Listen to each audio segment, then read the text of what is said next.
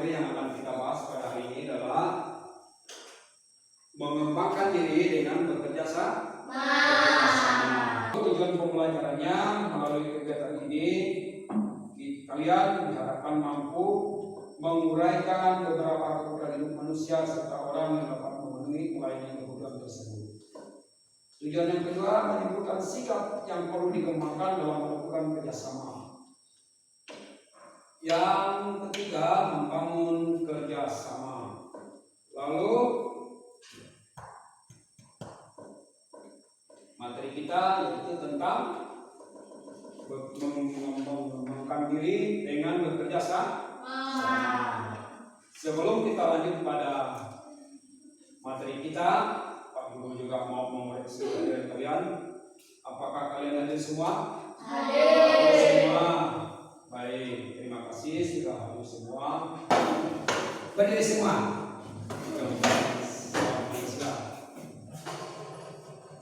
Ya, salam Pancasila. Yes, yes, yes, merdeka. Sekali lagi, salam Pancasila. Yes, yes, yes, merdeka. Silakan dulu. Pada materi yang akan kita bahas pada hari ini, tentu ada manfaatnya. Manfaatnya itu kita perlu menerima orang lain sebagai saudara. Perlu memupuk sikap kerjasama demi kebaikan bersama. Ini demi kebaikan bersama. Pertanyaan Pak Guru lagi. Mengapa kita perlu bekerja sama dengan orang lain? Mengapa? Biar cepat selesai. Pekerjaannya biar cepat selesai. Yang lain lagi? Gotong royong. Gotong royong. Bagus. Dengan bekerja sama dengan orang lain, apalagi? Pekerjaan kita akan menjadi ringan.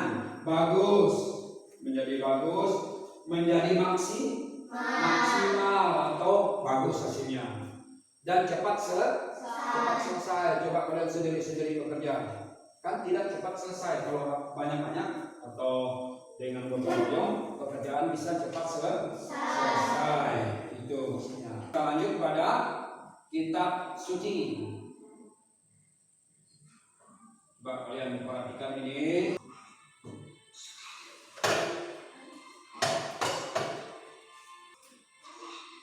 Ya.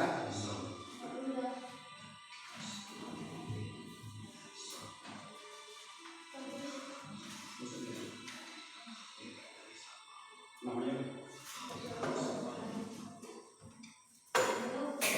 Perhatikan kitab sucinya, nanti kembali ke kelompok.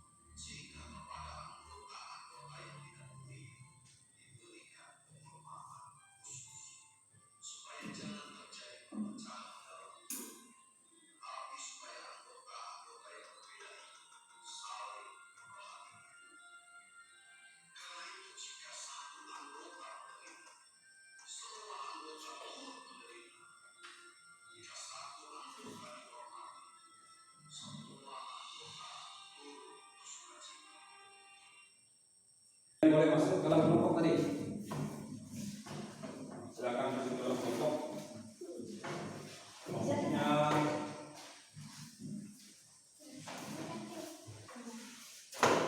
enggak, itu. Sini aja, kamu diskusi. Sini aja. Cepat.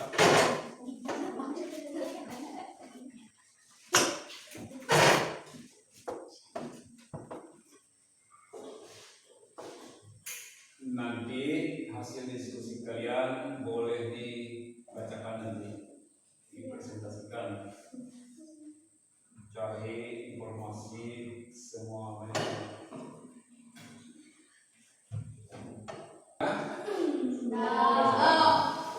Kalau sudah, kelompok yang mana dulu harus lagi? Boleh. Untuk mempresentasikan hasilnya. Boleh datang. Silakan. Yang kelompok lain mendengar dan menyanggah sedikit.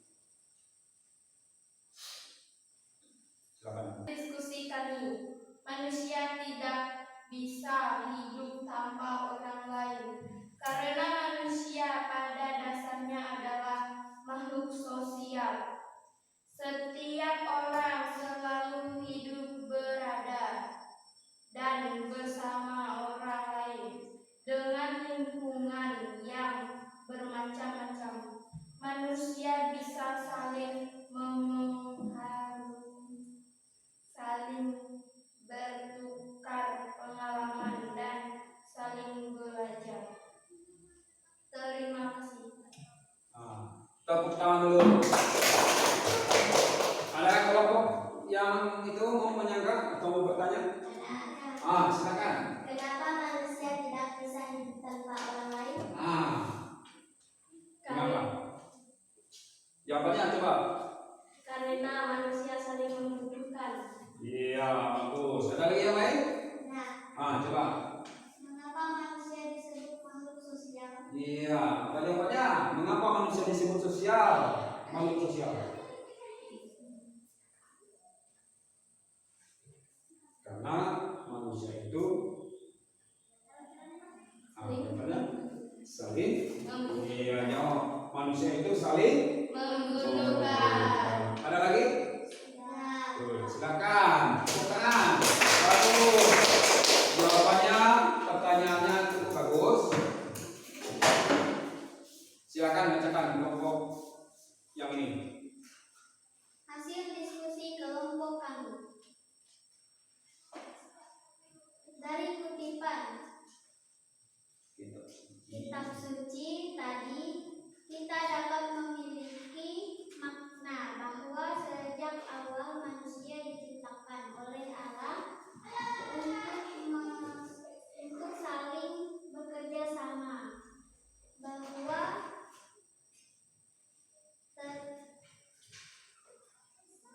setiap orang tidak dapat tumbuh dan berkembang sendiri-sendiri tanpa bekerja sama dengan orang lain. Sikap yang diperlukan dalam bekerja sama: rela berkorban, jujur, setia, menghargai perbedaan. Demikian hasil kami. Terima kasih. Iya, tepuk tangan. Ada sanggahan? Ada. Coba. Mengapa kita harus bekerja sama? Mengapa harus bekerja sama? Dengan bekerja sama, pekerjaan kita akan menjadi ringan. bagus. Ada lagi yang lain? Coba. Ada. Hanya satu pertanyaan? Ya, kalau sudah, silakan kembali ke tempat duduknya. Silakan. Anakku yang dikasih, terima kasih sudah bisa membacakan hasil diskusinya. Jadi ada poin-poin yang harus kita simpulkan di sini. Yang Yang pertama, manusia tidak bisa hidup tanpa bantuan orang lain. Karena manusia itu disebut makhluk sosial. Yang kedua, setiap orang selalu hidup, berada, dan bersama orang lain dengan lingkungan yang beraneka ragam. Yang berikutnya, bersama dengan orang lain, manusia saling memengaruhi, saling bertukar pengalaman, dan saling belajar. Yang simpulan berikut dari kutipan kitab suci tadi 1 Korintus 12 ayat 14 sampai 31 itu ada maknanya. Kamu ketik bahwa sejak awal manusia itu diciptakan oleh Allah untuk saling bekerja sama. Itu memberikan poin kepada kita, setiap orang tidak akan bisa tumbuh dan berkembang tanpa bantuan orang lain, maka diperlukan kerjasama. Itu tentang kerjasama. Agar manusia itu tumbuh dan berkembang, ada sikap-sikap yang harus kita perhatikan. Yang pertama tadi, seperti kelompok bacakan tadi, rela berkorban. Yang kedua, kejujuran. Yang berikutnya, setia, saling percaya. Apalagi menerima perbedaan. Kalau beda misalnya yang ini tidak mampu, yang ini mampu, saling menerima. Itu poin-poin penting dalam pembelajaran kita hari ini. Nah, anak-anakku, dari kesimpulan tadi, Pak Guru akan memberi pertanyaan. Yang pertama,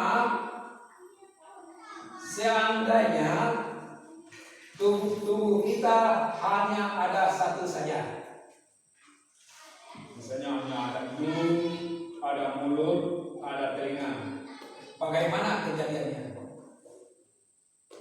Seandainya badan kita hanya ada mata, bisa tidak berfungsi? Jadi kesimpulannya bahwa kalau hanya ada satu, badan kita tidak bisa berfungsi. Kalau hanya satu, tidak akan berfungsi. Yang pertanyaan kedua, apakah anggota tubuh kita bisa bermanfaat atau berfungsi dengan baik jika anggota tubuh kita tadi hanya satu? Tidak bisa. Anggota tubuh kita kan ada mata. Coba bisa disebut, ada mata, hidung, mulut, telinga, kaki, siku. Berarti anggota tubuh kita banyak. Ada mata, ada telinga, ada hidung, mulut, gigi, rambut, kepala, otak. Itu termasuk anggota tubuh. Maka kalau hanya ada satu anggota tubuh kita, itu tidak akan berfungsi secara baik. Sebagai bahan refleksi kita, setiap aku bacakan refleksinya. Setiap anggota umat adalah satu kesatuan, tidak bisa dipisahkan dari yang lain. Setiap anggota saling menghormati, saling menghargai, dan saling memuliakan, agar tidak terjadi perpecahan di antara masyarakat. Maka setiap anggota harus saling memperhatikan. Bila hubungan anggota harmonis, bersatu penuh persaudaraan, maka jika ada yang sakit, yang lain dapat merasakan. Contoh misalnya mata, kalau sakit, yang lain juga susah. Kan? Kalau telinga tidak bisa mendengar, yang lain juga susah, anggota tubuhnya susah. Maka setiap anggota tubuh itu saling memperhatikan. Semua anggota harus bekerja sama untuk membangun hidup yang lebih baik. Dalam bekerja sama, setiap pribadi akan semakin berkembang menjadi manusia utuh. Bagaimana jika dibutuhkan oleh Tuhan. Pertanyaannya, apakah kalian sudah bersikap menghormati orang-orang yang berperan dalam hidup kita?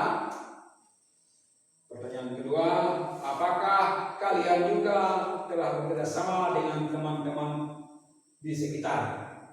Itu menjadi bahan refleksi untuk kalian. Apakah kalian sudah bisa bekerja bersama dengan orang lain? Apakah kalian bersikap sudah bisa menghormati orang lain? Itu menjadi bahan renungan kalian.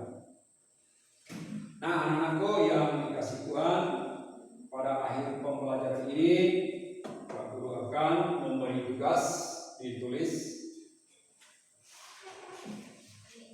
Tugasnya adalah membuat kiat untuk melakukan kerjasama. Membuat kiat untuk melakukan kerjasama, baik di sekolah maupun di keluarga. Membuat kiat untuk melakukan kerjasama yang baik di sekolah dan di keluarga. Sudah ditulis? Anakku yang dikasih Tuhan, untuk pertemuan berikutnya nanti kita materi yang ke-8, yaitu Allah menyampaikan firman-Nya sebagai pedoman itu. Itu nanti kalian pelajari sebelum pertemuan malam, pelajari baca, agar setelah masuk materi nanti kalian sudah bisa menjawab pertanyaan atau mengisi soal. Anak-anakku, mari kita tutup pertemuan kita ini dengan doa penutup. Silakan berdiri semuanya. Kita mengucapkan kemuliaan tanda salib dalam nama Bapa dan Roh Kudus. Amin. Kemuliaan kepada Bapa dan Putra dan Roh Kudus, seperti pada permulaan, sekarang, selalu, dan sepanjang segala abad. Amin. Dalam nama Bapa dan Putra dan Roh Kudus. Amin. Silakan duduk. Anak-anakku, pelajaran kita sudah selesai. Mari kita pulang. Salam sehat dan tetap semangat. Terima kasih. Sama-sama.